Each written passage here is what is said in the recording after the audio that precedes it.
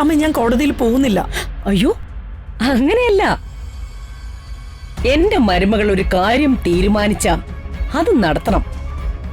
നീ കോടതിയിൽ പോണം.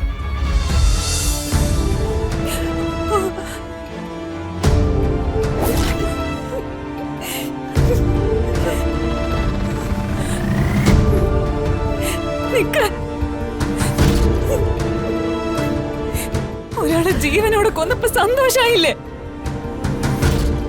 ജനിപ്പിച്ച തന്തയാണെന്ന് പരിഗണന കൊടുക്കണ്ടായിരുന്നു. ആ മനുഷ്യന്റെ കുറെ ഉപ്പും ചോറും തിന്നതിന്റെ നന്ദിയെങ്കിലും കാണിച്ചൂടായിരുന്നോ? എച്ചില് തിന്നുന്ന പട്ടിക്കും കാണും നന്ദി. അതെങ്കിലും ആ മനുഷ്യൻ പ്രതീക്ഷിച്ചിട്ടുണ്ടാവും.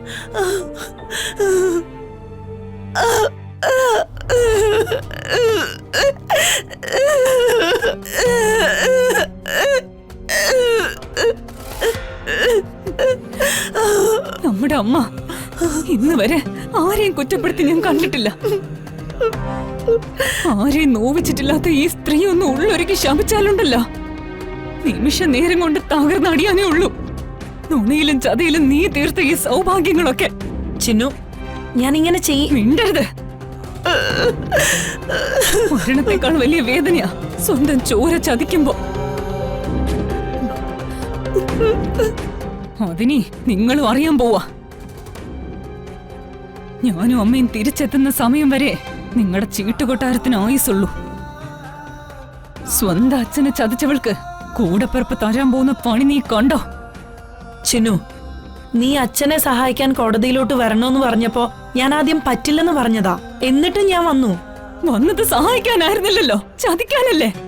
അതെ, ഞാൻ കോടതിയിലോട്ട് വന്നത് ചതിക്കാൻ തന്നെയാ. കൊട്ടാരമാശ്രിതൻ ശിവദാസനെതിരെ കള്ളസാക്ഷി പറയാൻ എന്നെ നിർബന്ധിച്ചയച്ചതാ. അച്ഛനെതിരെ കള്ളസാക്ഷി പറയാൻ നിർബന്ധിച്ചയച്ചതോ? സ്വന്തം നിലനിൽപ്പിന് വേണ്ടി എന്ത് നെറുകെട്ട പ്രവൃത്തിയും ചെയ്യാൻ മടിക്കാത്ത എന്റെ ചേച്ചി നുണക്കഥകളുടെ കെട്ട് അഴിക്കണ്ട. അല്ല, ദേ അമ്മയാണ് സത്യം. ഞാൻ പറയുന്ന ഒന്ന് വിശ്വസിക്കണം.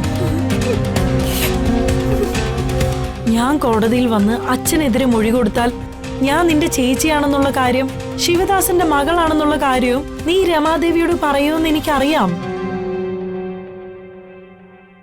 എന്നിട്ടും ഞാൻ ഈ കോടതിയിലെത്തി അച്ഛനെതിരെ പറയണമെങ്കിൽ അതിൽ എന്തെങ്കിലും ഒരു കാര്യം ഉണ്ടാവുന്നും കൂടി നീ ഒന്ന് ചിന്തിച്ചു നോക്ക്.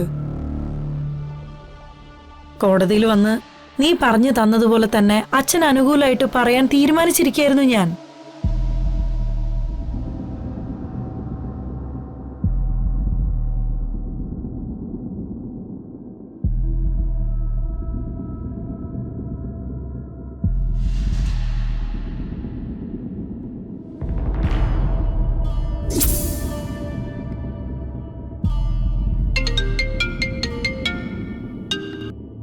ഹലോ, വിളിയൊന്നും വേണ്ട. ഞാൻ കൃത്യസമയത്ത് കോടതിയിൽ എത്തിയിരിക്കും. നിക്ക്.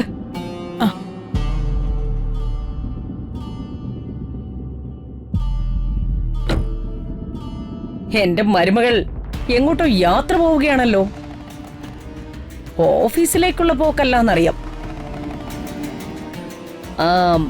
ഓഫീസിൽ ഞാൻ വിളിച്ചിരുന്നു. ഉച്ചയ്ക്ക് ശേഷമേ ഐശ്വര്യ മാഡം വരൂന്ന് സ്റ്റാഫ് പറഞ്ഞു. പിന്നെ എങ്ങോട്ടാ? അതമ്മ, എന്റെ കൂട്ടുകാരിയുടെ എൻഗേജ്മെന്റാ. അതിനാ ഞാൻ പോകുന്നത്. അപ്പോ അർജുനും വരണ്ടേ? ഞാൻ അവനെ വിളിച്ച് എത്ര തിരക്കാണേലും വരാൻ പറയാം. വേണ്ടമ്മേ, വേണ്ട. രണ്ടാളും കൂടെ പോയാ പിന്നെ കമ്പനി കാര്യങ്ങളൊക്കെ അവിടെ. ഓ, അങ്ങനെ.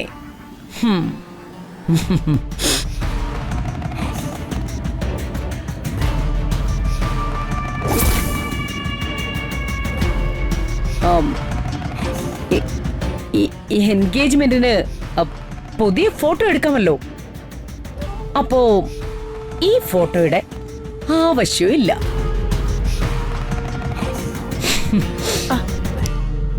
അമ്മേ, അമ്മ എന്തേ കാണിക്കുന്നേ? അമ്മ, അമ്മേ, അമ്മ വേണ്ട.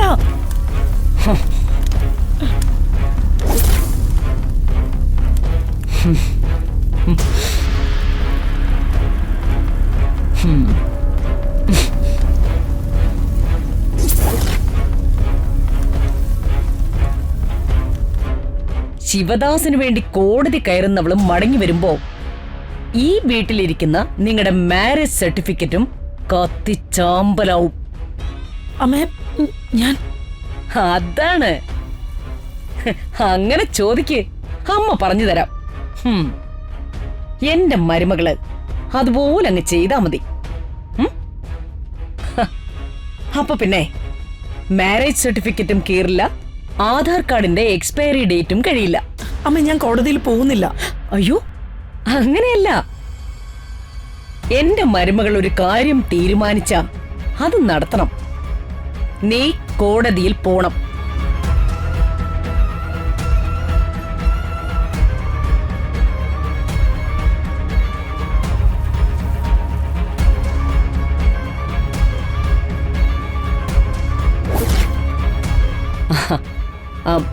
ഓക്കെ അല്ലേ?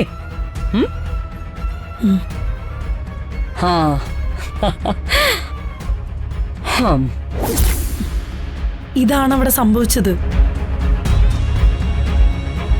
പിന്നെ അച്ഛനെ ഞാൻ മനഃപൂർവ്വം ചതിച്ചതല്ല, എന്റെ ഗതികേട് കൊണ്ട് പറ്റിപ്പോയതാ.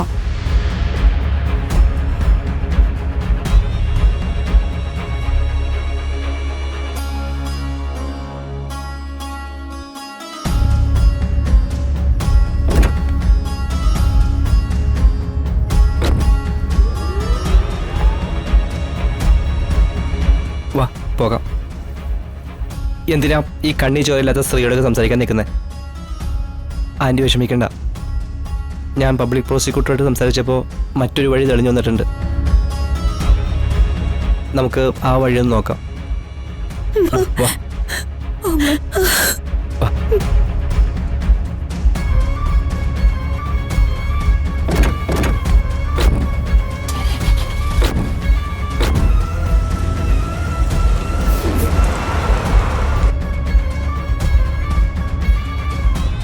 കുഞ്ഞോളെ, കാര്യങ്ങളെല്ലാം നമ്മൾ വിചാരിക്കുന്നതിലും വേഗത്തിലാണ് വെക്കൊണ്ടിരിക്കുന്നത്. വളരെ സൂക്ഷിച്ചു വേണം കാര്യങ്ങൾ ചെയ്യാൻ. ജയിലിൽ നമ്മുടെ ആളുകൾ മാത്രമല്ല ഉള്ളത്, അന്തസ്സായി ജോലി ചെയ്ത് ജീവിക്കുന്ന ജീവനക്കാരും ഉണ്ട്. ഭദ്രേട്ടൻ അതും മറക്കണ്ട. അത് ജയിൽ മാത്രമല്ല കുഞ്ഞോളെ, എല്ലാ വകുപ്പിലും ഉണ്ട്. പക്ഷേ രണ്ടും എണ്ണത്തിൽ കുറവാണെന്ന് മാത്രം. കഴിഞ്ഞ തവണ എല്ലാം പ്ലാൻ ചെയ്ത് നടപ്പിലാക്കാൻ തുടങ്ങിയപ്പോഴാണ് ദുഃഖാചരണം വന്നത്. ഇത്തവണ അതുണ്ടാവില്ല. ഉണ്ടായാൽ തന്നെ കബഡി കളി കഴിഞ്ഞിട്ട് മാത്രമേ ജയിലിൽ നിന്ന് അറിയിപ്പ് വരൂ. അതിനുള്ള ഏർപ്പാടൊക്കെ ഈ ഭദ്രൻ ചെയ്തിട്ടുണ്ട്. ശിവദാസൻ എന്ന് ശവദാസനാവും. കബഡി കളിയിൽ ഞാൻ ഏർപ്പാടാക്കിയ സമ്മതിന്ന് ശിവദാസനെ ചവിട്ടി കൂട്ടും.